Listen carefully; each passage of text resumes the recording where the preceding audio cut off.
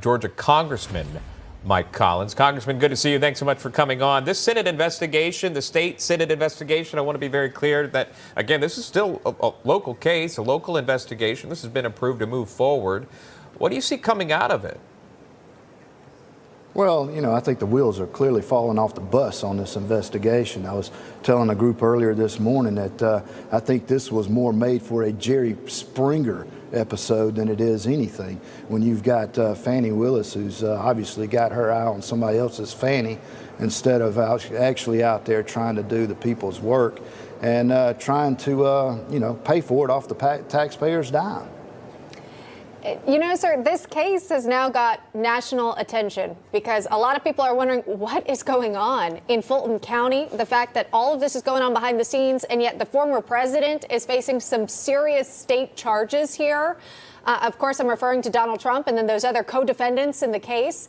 Republican Georgia State Rep Charlize Byrd officially filing a resolution to impeach the DA, posting this to X, saying, with freedom on the line, bold action is necessary. It's time for the legislature to do its constitutional duty and hold corrupt Fulton DA Fani Willis accountable, which is why she's introduced the articles of impeachment against Willis.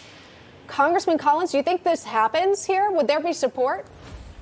Yeah, I think it should. I think it's evident. And I think as more and more evidence comes out, especially over in the divorce court that's going on between Wade and his soon-to-be ex-wife, that's where a lot of your evidence has been coming from as to where the money has been funneled so Wade and Fani Willis could go on their escapades and their trips. So sure, the state legislature has the ability. They should take that up, and they should use their ability and their rights to impeach this lady and get her off this case. It's just another bogus case. You see it all in every case that Trump is being tried in. They are just another way for the Biden administration. Fani Willis and Wade, and they had connection and had been speaking with the White House on this case. So it has been a way for the Biden administration and Joe Biden to use the court system and the DOJ to try to just kill his political opponents, because he knows he's got problems in November, and Trump is going to win back the White House and at least help us get this place back on track. I wanted to bring that kind of something. I was going to ask you about the White House logs and the alleged visits, 8-hour visit by the special prosecutor Nathan Wade within the White House, meeting with White House counsel in Athens, Georgia. Again, this according to logs. But aside from that, because you touched on that, I wanted to go ahead and move to a story. I know you were listening to our conversation, our report on Chicago, a council member asking residents in that city, a sanctuary city as it's called, to house migrants. Your thoughts on that?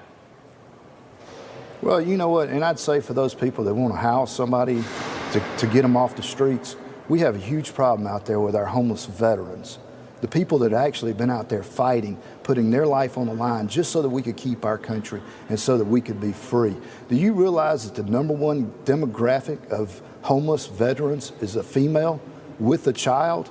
So before we start taking in people who illegally cross that border, let's take a look in our own backyards and under our own bridges, because we've got more homeless vets out there and they need our help first. It's a really interesting point. And just a good reminder of all those who have served our nation honorably, now not getting the resources they need. Georgia Congressman Mike Collins, thank you, sir, for coming on today. We appreciate it. Thank you. Take care.